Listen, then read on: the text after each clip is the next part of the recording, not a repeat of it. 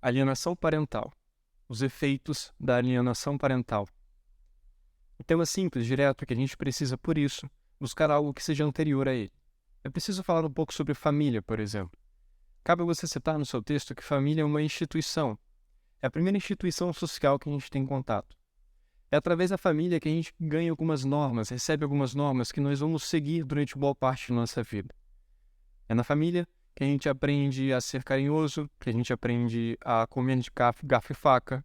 É na família que a gente começa a desenvolver alguns tipos de preconceitos sociais, que serão depois desenvolvidos ou trabalhados durante a nossa vida, através de outras instituições sociais, como a educação, por exemplo. Sabendo disso, a gente pode abordar que a família é muito importante para a nossa formação como indivíduo. A forma como nós vemos o mundo é muito gerida pela forma como a nossa família vê. Quando a gente trabalha alienação parental, a gente já vai em um problema muito específico da nossa família, que é a visão que a gente tem dos nossos genitores, do pai e da mãe. Geralmente, essa alienação parental acontece com famílias que tiveram separações, divórcios. E a definição simples, né, é só a gente pensar que é aquele momento em que, por exemplo, separa a mãe e o pai e fica a guarda do filho com a mãe. E a mãe começa a falar mal do pai para essa criança. E essa criança começa a ser contaminada, a visão dela começa a ser contaminada. E aí impede um contato verdadeiro e significativo com o pai, que está alienado. O primeiro a estudar esse caso foi um psiquiatra estadunidense chamado Richard Gardner. Em 1995, ele criou o termo Síndrome da Alienação Parental, que é o que os filhos sofrem quando existe essa rixa entre pais, entre mãe e pai. E qual é a característica dessa síndrome? É quando a criança começa a comprar a ideia de quem está falando mal do outro genitor.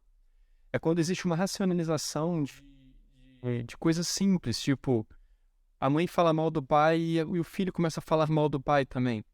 E aí existe uma quebra da ambiguidade que existe no nosso julgamento.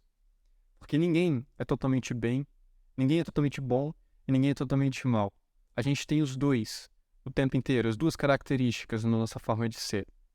Só que quando existe essa síndrome de alienação parental, o filho acaba acreditando que o pai ou a mãe só tem o lado negativo. E aí faz com que ele sofra muitas consequências por causa dessa situação. Esses são um dos efeitos, a forma como o filho identifica esse pai ou essa mãe que está alienada. A alienação parental ela pode acontecer, como eu disse, entre casais, ex-casais, então pessoas que foram casadas ou não, mas que tiveram um relacionamento, e que aí no caso é o pai contra a mãe contra o pai. Mas a alienação parental também pode acontecer com outros entes familiares, desde que eles tenham muito contato com o filho. Pode ser um tio, uma tia, uma avó, um avô, e é só falar mal de quem está longe daquele lar, por exemplo. Apesar disso, a alienação parental também acontece com casais que vivem na mesma casa. Só que, claro, os efeitos são menores, porque quem está sendo difamado está ali para provar que não é bem assim. Então a gente vai tentar trabalhar esse tema abordando mais claramente, mais aprofundadamente, a questão entre casais e ex-casais, casais separados, divorciados. Muito bem. Então, a partir de 1995, foi definida essa ideia de alienação parental como um problema psicológico, psiquiátrico, psíquico e pode afetar a criança. Só que em alguns países existem legislações que vão definir o que é alienação parental. O Brasil é um deles. A partir de 2010, existe uma lei que prevê sanções para o alienador. Então, a partir de 2010, se eu tenho um filho e eu sinto que estou sendo alienado em relação a ele, eu posso entrar com minha representação no Ministério Público, ou posso ir diretamente para um juiz através de um advogado e requerer essa minha participação na vida do meu filho. De cara, a gente então já pode colocar o Estatuto da Criança e do Adolescente como ponto de intertextualidade aí. Porque lá está escrito que toda criança tem que ter livre acesso aos seus genitores. E, claro, ele tem direito a uma convivência familiar. Se existe essa alienação parental, a mãe ou o pai impede o contato com a mãe ou com o pai, com o outro genitor, eu estou ferindo um direito básico garantido no Estatuto da Criança e do Adolescente. Então, essa criança está sofrendo uma consequência que é o não contato com essa pessoa muito importante em sua formação, como eu falei, com outra instituição social, e também o não contato com uma convivência familiar saudável. Ele começa a identificar esse pai como um grande problema, ou essa mãe como um grande problema na vida dele. Quais então são os efeitos? Como eu disse, existem os efeitos psicológicos para a criança. Então vai desde transtornos leves até coisas mais pesadas, como depressão e até mesmo casos que já foram relatados de suicídios de crianças que se mataram depois que seus pais se separaram e começaram a ter essa briga para ver quem ia ficar com o filho. E o filho acaba sendo um prêmio. Quando os pais se separam, o filho acaba sendo um prêmio dessa relação mal-sucedida. E ao mesmo tempo que é um prêmio, é como se fosse uma forma de mostrar para o outro: olha só o que você está perdendo. Você saiu de casa e eu estou com o nosso filho. E o nosso filho agora vai ser somente meu. Eu impeço você de participar de sua formação. Essa é uma característica muito comum nos lares brasileiros. No entanto, é pouco falado. Poucos sabem o que é alienação parental. Então, por isso, muitos pais, muitas mães e muitos filhos sofrem por não saber, por não ter conhecimento, por não ter a informação de que isso realmente é algo grave e que precisa ser trabalhado. Sabendo disso, a gente pode fazer algumas intertextualidades, pensando no texto, na redação de fato. Pode falar sobre Durkheim, como eu falei, a questão do fato social. Pode citar o ECA como o princípio básico de ter acesso aos dois genitores e ter uma convivência familiar. Pode citar até a Constituição, com os direitos constitucionais que são feridos dentro dessa realidade. A gente pode falar sobre a lei de 2010, que prevê sanções para os pais que são alienadores.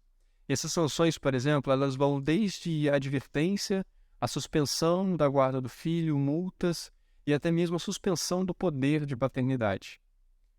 Claro que ninguém vai preso por causa disso, mas existem possibilidades de trabalhar para que o filho não sofra e para que o alienado não sofra. Outra intertextualidade que a gente pode citar é John Locke, quando ele falava sobre a tábula rasa. Ele acreditava que não existem verdades absolutas, e a gente nasce sem nenhum conhecimento de mundo. E todo esse conhecimento de mundo, a forma como nós agimos e como nós somos dentro dessa sociedade, é guiada por vários contextos. Um deles é o familiar. Então cabe você mencionar que, se uma criança é uma tábula rasa e é gerida por apenas um genitor, ensinada e educada por apenas um genitor, a sua visão de mundo tende a ser um pouco diferente do que seria se tivesse contato a uma outra pessoa, a uma outra voz na formação desse indivíduo. Então é muito importante a gente colocar isso, contextualizar historicamente, até mesmo falar com questões atuais de como que os relacionamentos afetivos estão tão voláteis. E aí as pessoas têm filhos sem planejamento, por exemplo, e acabam o filho sofrendo com isso. Acabam tendo filhos sem preparo, sem saber o que é ser pai ou ser mãe. E acaba criando brigas em que o filho vai sofrer as consequências por causa disso. Uma outra consequência, claro, é o genitor alienado, que é quem está sofrendo essa difamação. Ele acaba ficando apartado da formação do seu filho. E claro, a gente sabe, como a instituição familiar é muito importante para o indivíduo, é também, informação é importante também para o indivíduo já formado, no caso o pai ou a mãe. Se ele está longe do seu filho, claro que ele vai sofrer. Então a gente pode colocar isso também como um ponto a ser discutido, a ser colocado como consequência. E essas consequências, pensando no texto, podem vir no final do desenvolvimento, trabalhando como se fosse o ápice dos problemas relacionados a esse tema, tá? Pensando em intervenções, a gente tem algumas coisas a sugerir. Por exemplo, a gente sabe, como eu falei aqui, que um dos grandes problemas é a falta da informação. Muitos pais sofrem dessa alienação, muitos filhos sofrem dessa síndrome e não têm ideia do que é. Então, o primeiro ponto é tentar mostrar para as pessoas, divulgar, informar as pessoas. Como que isso pode ser feito? Pode ser feito na segunda instituição social mais importante, que é a educação, através da escola. Então, você pode sugerir palestras de pais e filhos, para que mostrem a importância da família, dos laços afetivos familiares. E dentro dessas palestras falem sobre qual é a gravidade desse problema, para que o filho possa entender que ele pode estar sofrendo dessa síndrome e possa reclamar com sua mãe ou com seu pai, mas principalmente para que os genitores entendam que o que eles fazem entre os adultos repercute significativamente na vida do seu filho. E esse é um ponto que deve ser mencionado, deve ser trabalhado. deve ser informado para os pais. A escola é uma dica, uma possibilidade. A outra possibilidade é o governo fazer propagandas.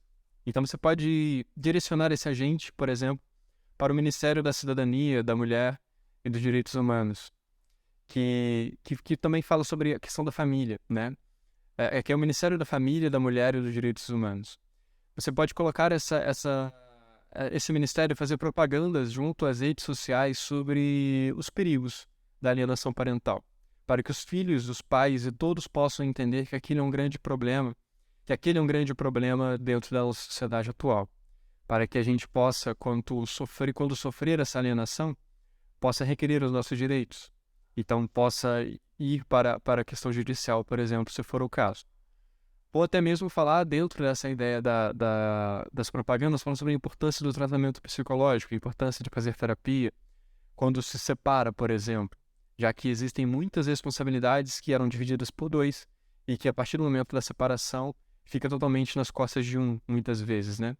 E aí a gente pode colocar também como esse tratamento psicológico pode ser importante para que essa pessoa que sofre essa carga não desconte essa carga na criança ou no afeto que a criança pode ter com o seu outro genitor.